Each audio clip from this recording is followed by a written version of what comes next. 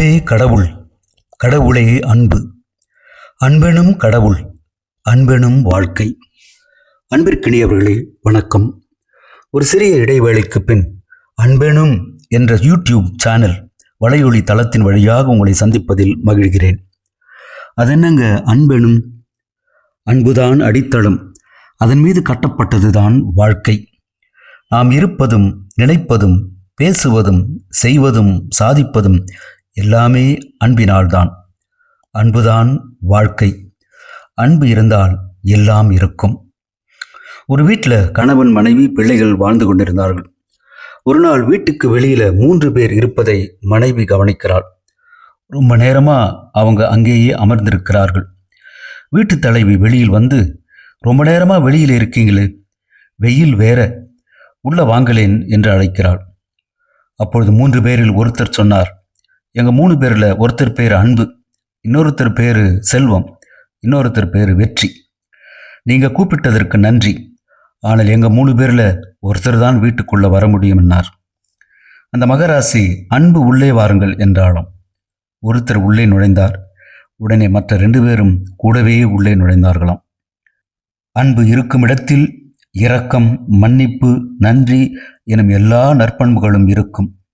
அன்பே காயாகி அறமே கனியாகி என்கிற தமிழ் பதத்தின் அர்த்தத்தை நாம் ஆழமாக உணர வேண்டும். இன்று 3வது வாரமாக அமெரிக்க இஸ்ரேல் கூட்டு அறமற்ற ஆயுத போரால் ஈரான் அழிந்து கொண்டிருக்கிறது. பூமியின் சொர்க்கம் எனப்படும் ஈரான் இன்று பற்றி எரிந்து கொண்டிருக்கிறது. மனிதர்கள் குத்து குத்தாக கொல்லப்பட்டு கொண்டிருக்கின்றார்கள்.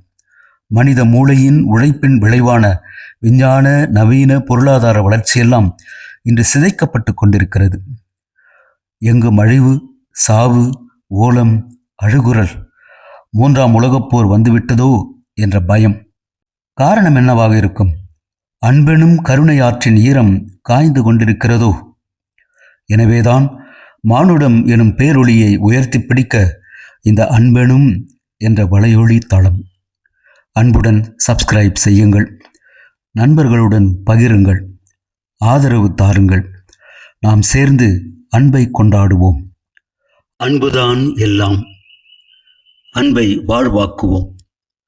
அன்பெனும் பிறப்பு, அன்பெனும் சிந்தனை, அன்பெனும் வளர்ச்சி, அன்பெனும் இரக்கம், கருணை, அன்பெனும் மன்னிப்பு, அன்பெனும் கூட்டு வாழ்வு, அன்பெனும் சமூக பொறுப்பு, அன்பெனும் இயற்கை நேசிப்பு, அன்பெனும் வாழ்க்கை, அன்பெனும் கடவுள், அன்பெனும் நீ, அன்பெனும் நான்.